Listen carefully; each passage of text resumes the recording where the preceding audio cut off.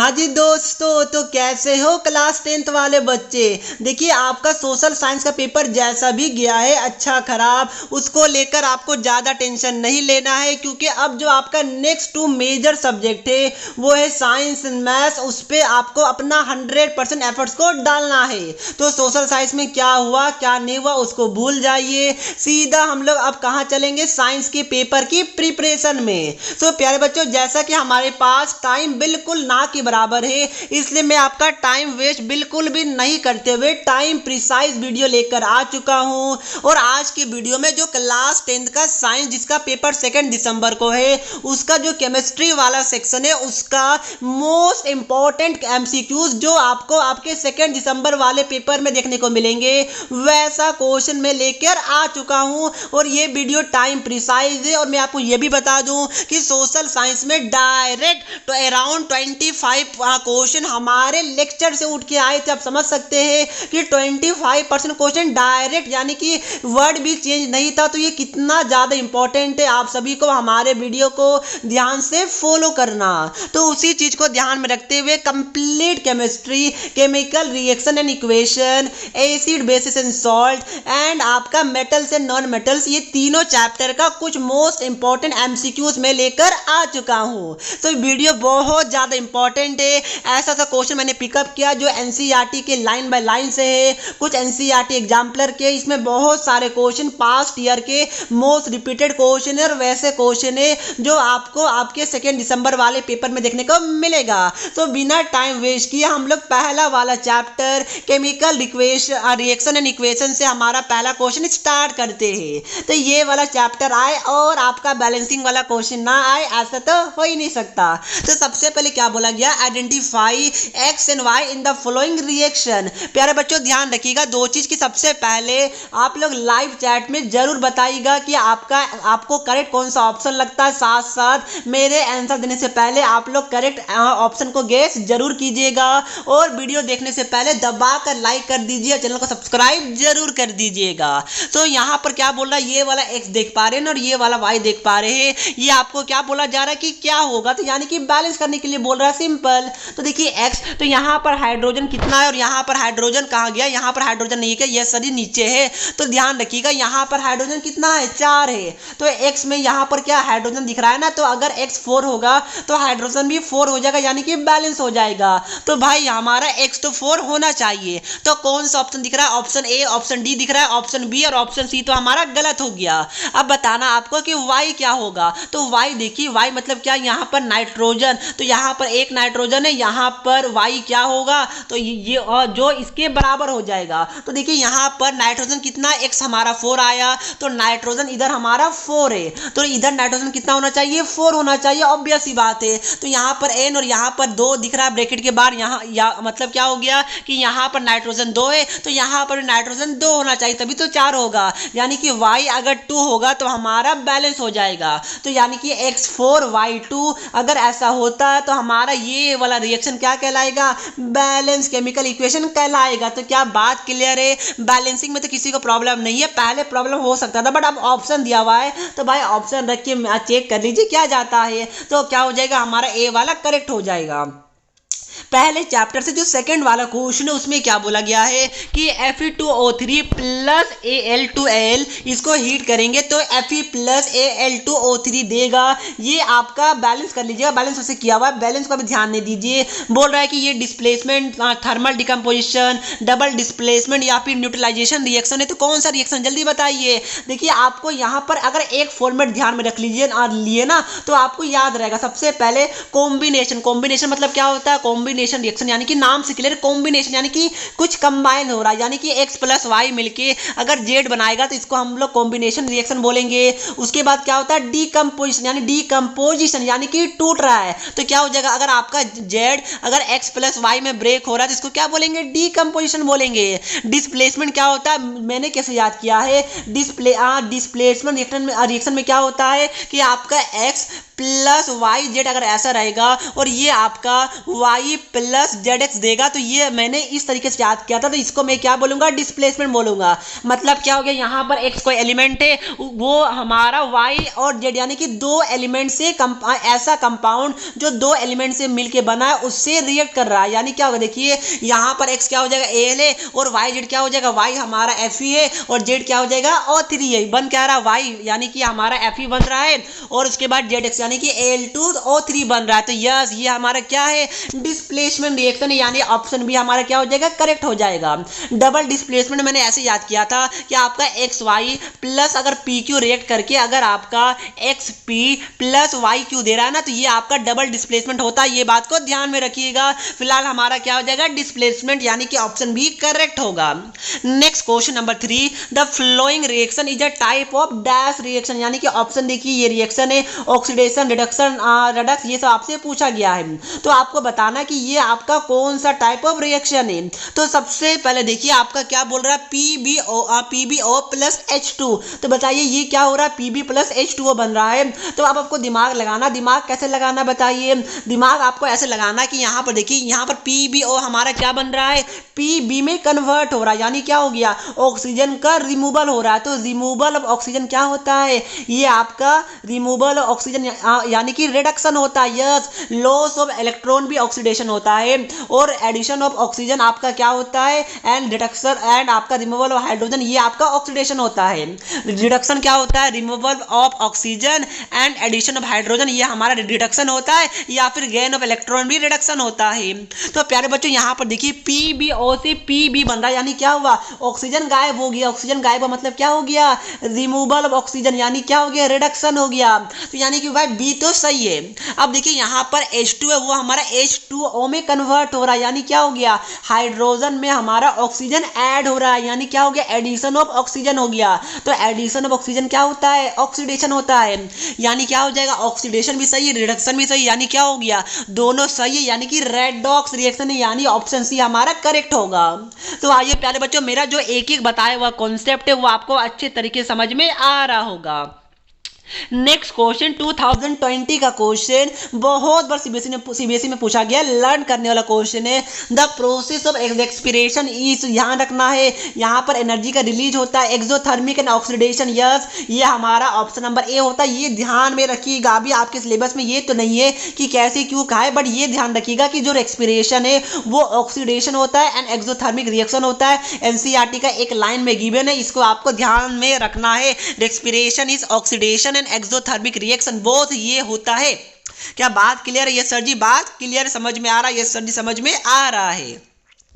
Next देखिए क्या बोल रहा है, the following reaction is an example of which type of reaction. तो देख पा रहे एक कंपाउंड दो में हमारा कन्वर्ट हो रहा है, यानी क्या हो जाएगा, यानी आपका ये वाला डीकंपोजिशन होगा, बट ऑप्शन में तो डीकंपोजिशन है ही नहीं, तो वो हम लोग सोचेंगे नहीं। क्या सोचना है, बट डिस्प्लेसमेंट तो नहीं हो सकता है, आपको सोचना है रिडक्शन या फिर ऑक्सीडेशन है या फिर नहीं है। तो रिडक्शन या फिर ऑक्सीडेशन। तो देखिए यहाँ पर क्या हो रहा है, यहाँ पर देख पा रहे कि ऑक्सीजन है ना, ये O3 ये यहाँ से गायब हो गया। तो प्यारे बच्चों क्या हो रहा है, इसका मतलब ये आपका क्या हो रहा है, रिमूवल ऑफ ऑक्सीजन, यानी क्या हो जाएगा, reduction. Yes, removal of oxygen is reduction, यानी क्या हो जाएगा, हमारा ऑप्शन नंबर ए रिडक्शन हो जाएगा। बात क्लियर है, मजा आ रहा है तो ठोकिए ताली, फटाफट वीडियो को लाइक कीजिए, चैनल को सब्सक्राइब जरूर कर दीजिएगा। प्यारे बच्चों नेक्स्ट क्वेश्चन क्या आप लोग कमेंट में बता रहे ना, लाइव चैट में सही से प्लीज बताइएगा, कमेंट में भी जरूर बताइएगा। Next question, identify the oxidising agent in the following. बच्चे यहाँ गलती करते हैं, अराउंड आधे बच्चे यहाँ पर गलती कर देते। क्या बोला गया है, oxidising agent, oxidising agent is not same as oxidation. Yes, oxidation अलग होता है। ऑक्सीडेशन क्या होता है, एडिशन ऑफ ऑक्सीजन या फिर removal of hydrogen. But oxidation agent क्या होता है, वो ये होता है कि भाई ऑक्सीडेशन जो एलिमेंट का हो रहा है वो उसमें कौन सा सपोर्टिव एलिमेंट है, कौन सा ऐसा कंपाउंड है जो ऑक्सीडेशन करवा रहा है, वही हमारा ऑक्सीडाइजिंग एजेंट होता है। ये मतलब क्या हो गया सीधा क्वेश्चन देखिए। सबसे पहले आपको अगर ऑक्सीडाइजिंग एजेंट पूछा ना, सबसे पहले बताइए ऑक्सीडेशन किसका हो रहा है। तो देखिए यहाँ पर तो भाई MnO2 MnCl2 में कन्वर्ट हो रहा है, यहाँ से तो ऑक्सीजन उड़ रहा है, तो भाई ये तो आपका रिडक्शन हो जाएगा, इसको इग्नोर कीजिए। क्या देखना, यहाँ से देखिए HCl हमारा Cl2 में कन्वर्ट हो रहा है, यानी क्या हो गया, रिमूवल ऑफ हाइड्रोजन, यानी क्या हो गया, ऑक्सीडेशन हो गया ना, रिमूवल ऑफ हाइड्रोजन क्या हो गया। यहाँ पे चलिए इसको छोड़िए, यहाँ देखिए ये तो आपका नहीं होगा, यहाँ देखिए HCl हमारा किस में कन्वर्ट हो रहा है, वाटर में कन्वर्ट हो रहा है, यानी क्या होगा, देखिए हमारा Cl हट के क्या आ गया, ऑक्सीजन आ गया, यानी कि एडिशन ऑफ ऑक्सीजन। ये क्या होता है, एडिशन ऑफ ऑक्सीजन आपका क्या होता है, ऑक्सीडेशन होता है। तो क्या एग्जाम्पल, तो क्या आपका आंसर HCl हो जाएगा, आंसर इज नो। तो क्या होगा सर जी, ये मैंने क्या बोला, ऑक्सीडाइजिंग एजेंट मतलब क्या होता है कि कौन सा वो कंपाउंड जो हेल्प कर रहा है कोई पार्टिकुलर कंपाउंड को ऑक्सीडाइज होने में। तो देखिए HCl H2O में कन्वर्ट हो रहा है, तो भाई यहाँ पर जो O आया वो O कहाँ से आया, तो वो O हमारा MnO2 से आया। तो यस क्या हो जाएगा, हमारा MnO2 हमारा ऑक्सीडाइजिंग एजेंट हो जाएगा। इसको दूसरे तरीके से समझ सकते हैं कि जो आपका जिसका ऑक्सीडेशन होता है ना वो हमारा रिड्यूसिंग एजेंट होता है, और जो हमारा जिसका रिडक्शन होता है वो हमारा ऑक्सीडाइजिंग एजेंट होता है। जैसे कि Mn2 से यहाँ पर क्या हो रहा है, MnCl2, यानी क्या हो रहा है, इसका हमारा हो रहा है क्या, रिमूवल ऑफ ऑक्सीजन, यानी कि रिडक्शन, तो ये क्या हो जाएगा, ऑक्सीडाइजिंग एजेंट। तो इस तरीके से समझ सकते हैं, मैंने दोनों तरीके से आपको समझा दिया, आइए अब आपको समझ में आया होगा। नेक्स्ट क्वेश्चन टाइम लिमिटेड है, इसलिए मैंने बोला टाइम प्रिसाइज वीडियो मुझे बनाना है। नेक्स्ट इंपॉर्टेंट क्वेश्चन, इस बार भी सोशल साइंस में बहुत सारा MCQ match the flowing type of question in term of MCQ पूछा गया था। क्या बोला गया है, कॉलम 1 में रिएक्शन है और कॉलम 2 में गैस इवॉल्व है, आपको मिलाना है। तो फटाक से ना मुझे कमेंट में बताइए क्या होगा। सबसे पहले क्या है, जिंक ग्रेन्यूल्स यानी कि Zn को किससे रिएक्ट करवाया गया, H2SO4 से रिएक्ट करवाया गया, तो क्या बनेगा, ZnSO4 बनेगा, प्लस हाइड्रोजन गैस क्या करेगा, रिलीज करेगा। तो यहाँ पर पहला में तो भाई कोई डाउट होगा नहीं, हाइड्रोजन गैस यानी कि A का 3 होगा। तो देखिए यहाँ पर ऑप्शन नंबर C है ना, इसमें A का 1 बता रहा है, ये ऑप्शन हमारा एलिमिनेट हो गया, अब A B D में बचा। नेक्स्ट हमारा क्या देखिए, calcium carbonate on reacting with HCl, यानी क्या बोल रहा है, CaCO3 कैल्शियम कार्बोनेट ना, ये HCl से रिएक्ट करवा रहा है, तो ये क्या देगा बताइए, ये हमारा क्या देगा, CaCl2 देता है, प्लस CO2 देता है, प्लस H2O देता है। ध्यान रखिएगा क्या देता है, CaCl2 plus CO2 plus H2O मिलता है, तो CO2 मिलता है ना, यानी कि B का क्या हो जाएगा, हमारा 2 हो जाएगा। कौन सा दिख रहा है भाई, ऑप्शन हमारा A भी गया, C तो वैसे भी भाग चुका था, हमारा क्या बचा, B और D। देखिए 2 होने के बाद भी अभी तक हमें करेक्ट नहीं पता चला, यानी कि ये वाला क्वेश्चन अच्छे लेवल में आता है। नेक्स्ट क्वेश्चन देखिए हमारा क्या बचा, अब हमारा B या फिर D में से एक करेक्ट होगा। तो देखिए D वाला देखिए ना, डिकम्पोजिशन ऑफ KClO3 मैंने नहीं करवाया, देखिए मैंने ऊपर आपको एक क्वेश्चन करवाया था, कहाँ गया, देखिए यहाँ पर ये मैंने बताया था डिकम्पोजिशन रिएक्शन भी है, तो यहाँ पर क्या मिल रहा है, O2 गैस मिल रहा है, यानी क्या हो जाएगा, D वाले का हमारा O2 गैस यानी D वाले का 1 हो जाएगा।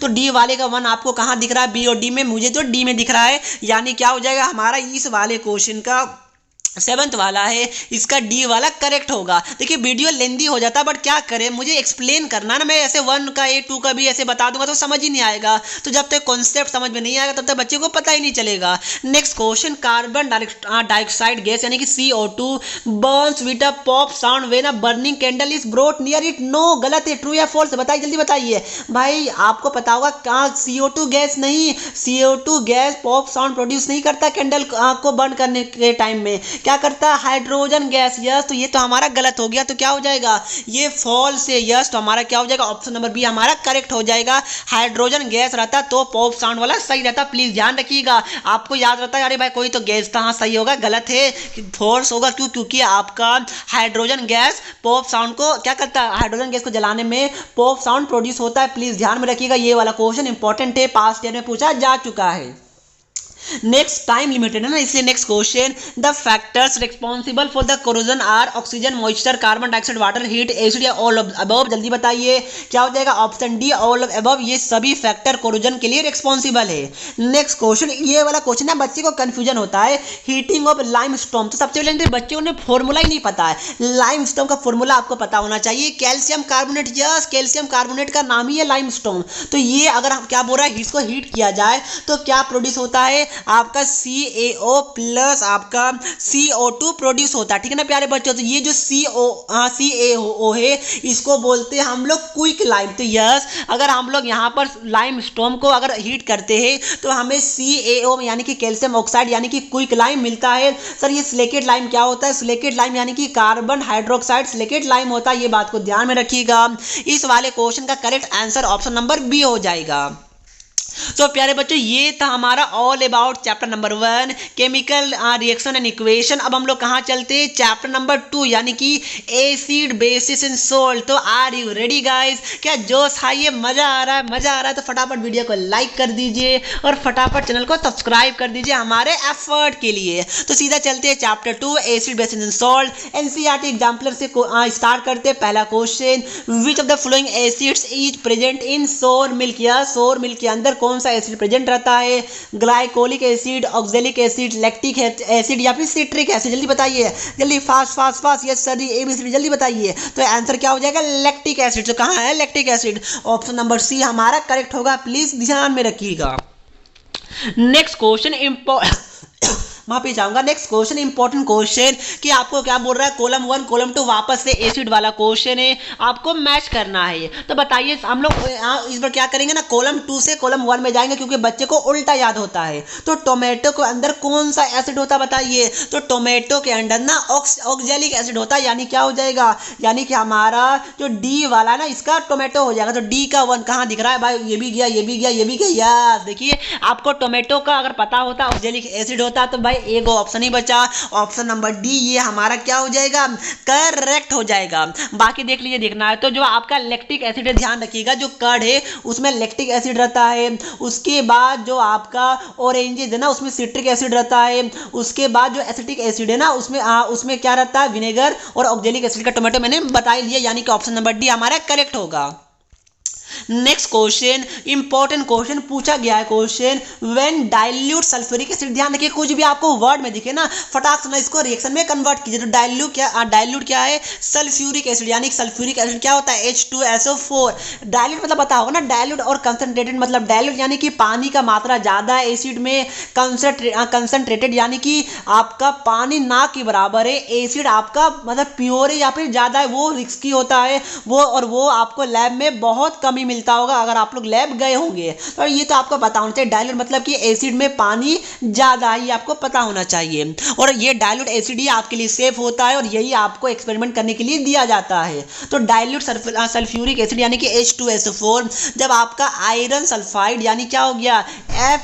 एक मिनट माफी चाहूंगा, क्या बोला गया? आयरन सल्फाइड यानी कि FeS, अगर इससे रिएक्ट करता है तो क्या बनता है? ये आपको पता होना चाहिए। ये बनेगा आपका FeSO4 प्लस क्या बनेगा? हाइड्रोजन सल्फाइड बनेगा। तो देखिए क्या बोल रहा है? द गैस इवॉल्व तो H2S गैस यानी कि हाइड्रोजन सल्फाइड गैस, यानी कि ऑप्शन नंबर ए हमारा करेक्ट होगा। तो प्यारे बच्चों बस आपको रिएक्शन याद होना चाहिए, उसके अलावा ये वाले क्वेश्चन में कुछ नहीं है। देखिए इसका एक ट्रिक और क्या है, सल्फ्यूरिक एसिड ना H2SO4 एक ऐसे तो कुछ समझ में नहीं आएगा, वैसे ऑक्साइड नहीं, ठीक है जो मैंने बताया ना वही आप लोग ध्यान में रखिएगा।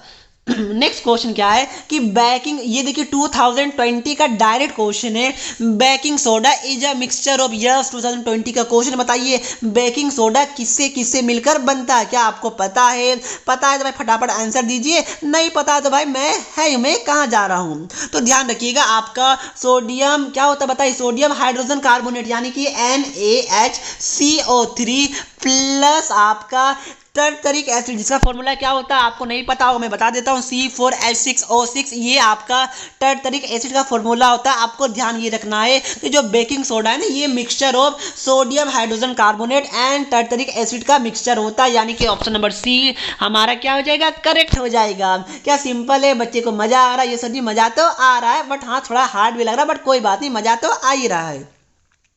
तो क्या अब हम लोग नेक्स्ट क्वेश्चन की तरफ चले? ये सर जी क्या जोश आपका हाई है? बिल्कुल जोश हाई तो आपका होना ही चाहिए। तो देखिए नेक्स्ट वाला क्वेश्चन आपका क्या बोला गया है, प्लीज ध्यान सुनिएगा। क्या बोल रहा है कि एक्स एंड वाई, इसका नेक्स्ट क्वेश्चन क्या, ठीक है क्या बोल रहा है यहाँ पर? एक्स और वाई आपको बताने के लिए बोल रहा है। एक्स क्या है ये है, वाई क्या है ये तो आपको बताना है।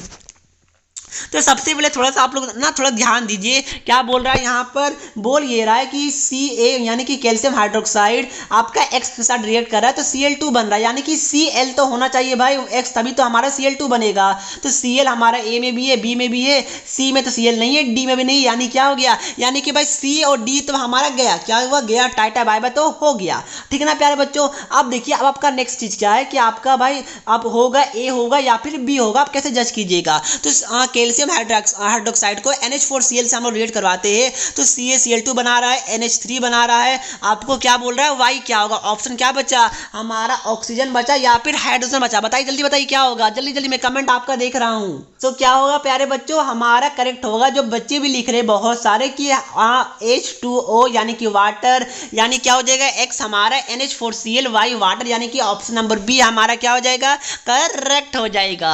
तो प्यारे बच्चों नेक्स्ट क्वेश्चन कि plaster of Paris can be harden by yes, तो प्लास्टर ऑफ पेरिस है ना, उसको आप लोग हार्ड कैसे कर सकते हैं, तो अगर प्लास्टर ऑफ पेरिस को अगर आप लोग वाटर के साथ कंबाइन करते हैं तो आपका वो हार्ड हो जाएगा, यानी कि POP can be harden by combining with water, यानी कि ऑप्शन नंबर बी हमारा करेक्ट होगा।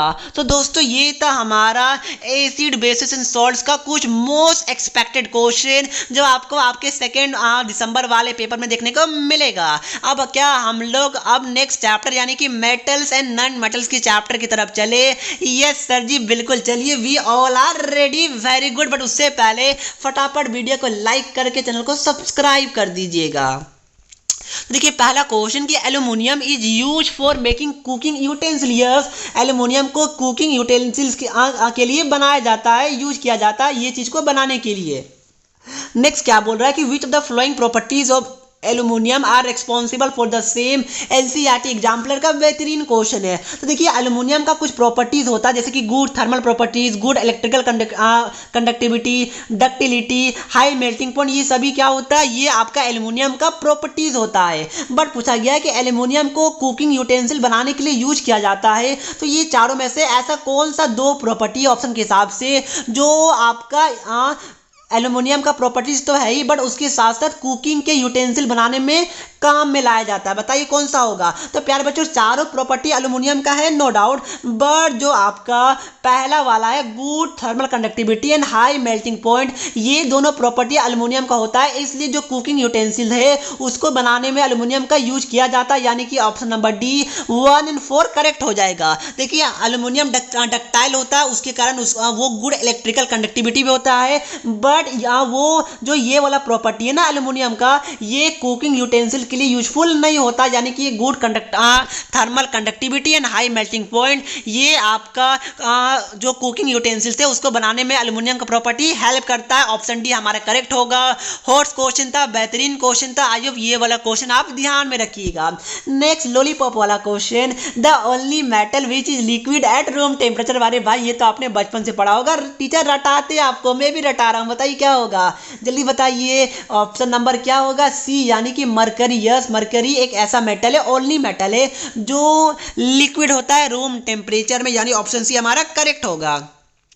Next which of the following reaction shows that the given oxide is amphoteric in nature, amphoteric क्या होता है, जो एसिड से भी रिएक्ट करे बेसिक से भी रिएक्ट करे। तो भाई ऑप्शन ए में क्या हो रहा है, Zn को O2 से मिला दिया, कोई लॉजिक ही नहीं है। देखिए Zno को H2SO4 से, Zno को NaOH, यस H2SO4 एक स्ट्रॉन्ग बेस होता है, क्या होता है मैंने बताया था, बताइए। यस सर आप लोग बिल्कुल सही बोल रहे हैं, सल्फ्यूरिक एसिड, ठीक है ना प्यारे बच्चों। उसके बाद क्या हो जाएगा NaOH, यानी क्या हो जाएगा बताइए, सोडियम हाइड्रोक्साइड, ये स्ट्रॉन्ग बेस होता है, यानी क्या हो जाएगा, जो आपका एम्फोथेरिक नेचर कोई भी ऑक्साइड तब शो करता है जब वो एसिड एंड बेस दोनों से रिएक्ट करता है। देखिए हमारा बी सी दोनों, यानी कि option number D B and C together, ये क्या हो जाएगा, करेक्ट हो जाएगा। आई होप आपको समझ में आया होगा।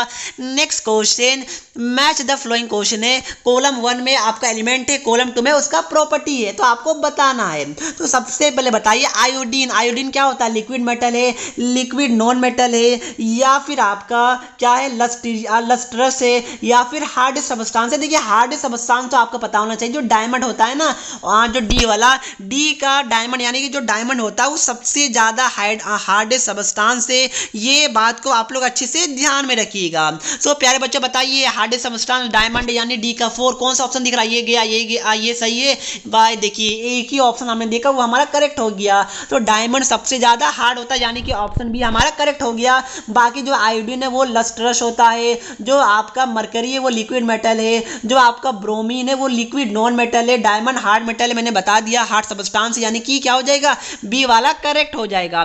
नेक्स्ट क्वेश्चन है, और ये वाला क्वेश्चन होमवर्क क्वेश्चन है, ठीक है ना प्यारे बच्चों, क्योंकि ये हमारा वीडियो का लास्ट क्वेश्चन है, इसलिए ऑब्वियस सी बात है ये वाला होमवर्क क्वेश्चन है। आप लोग मुझे आंसर बताइए, नहीं आता तो सर्च करके बताइए, क्योंकि ये पास्ट ईयर का क्वेश्चन है, इंपॉर्टेंट क्वेश्चन है, आने वाला क्वेश्चन है। यस इंपॉर्टेंट क्वेश्चन है, आने के चांस बहुत है। तो द कॉम्बिनेशन ऑफ क्या है, कार्बन मोनोऑक्साइड यानी कि CO प्लस हाइड्रोजन यानी कि H2, क्या देगा दोनों मिला के? देगा नहीं, पूछा गया कि CO प्लस H2 ये दोनों को क्या बोलते हैं बताइए? Carbon gas, coal gas, carbonic gas, water gas. ये आपको बताना, मैं आपको हिंट दे दूं क्या? हिंट दे देता हूं, इसका एग्जांपल वो वाला गैस है चारों में जिसको हम लोग सिंथेसिस गैस भी बोलते हैं, यह ध्यान रखिएगा, या फिर सीन गैस भी बोलते हैं। ये हिंट है, ये आपको बताइए, नहीं आता कोई बात नहीं, नेट से आप लोग खोजिए, मुझे बताइएगा। उसके बाद भी नहीं मिला तो मैं आपको बता दूंगा, बस कमेंट कर दीजिएगा सर मुझे नहीं मिला, मैं बता दूंगा। तो होमवर्क क्वेश्चन है, मुझे प्लीज इसका आंसर बता दीजिएगा। तो दोस्तों ये था केमिस्ट्री का कंप्लीट, जो हमारा लिमिटेड टाइम है उसमें जो मोस्ट एक्सपेक्टेड क्वेश्चन है, जो आपको अपने पेपर में देखने को मिल सकता है, मिलने के चांसेस बहुत हाई है, वो सभी क्वेश्चन मैंने करवा दिया।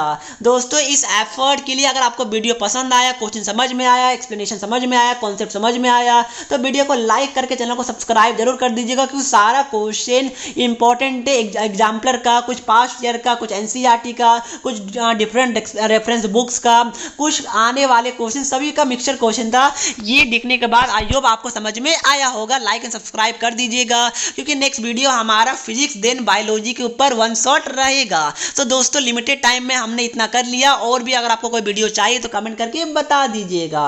और इसका PDF आपको डिस्क्रिप्शन बॉक्स में मिल जाएगा, या फिर टेलीग्राम में तो मैं दे ही देता हूँ, टेलीग्राम में आप लोग जरूर ज्वाइन हो जाएगा, वहाँ पर सारा इंपॉर्टेंट PDF मैं शेयर करता हूँ, और जो उसका लिंक मैंने डिस्क्रिप्शन बॉक्स में दे दिया, या फिर नेम है फास्टेस्ट एजुकेशन आर्मी, और सर्च कीजिएगा आपको मिल जाएगा। तो मिलते हैं नेक्स्ट वीडियो में, तब तक के लिए पढ़ते रहिए। जय हिंद, जय भारत।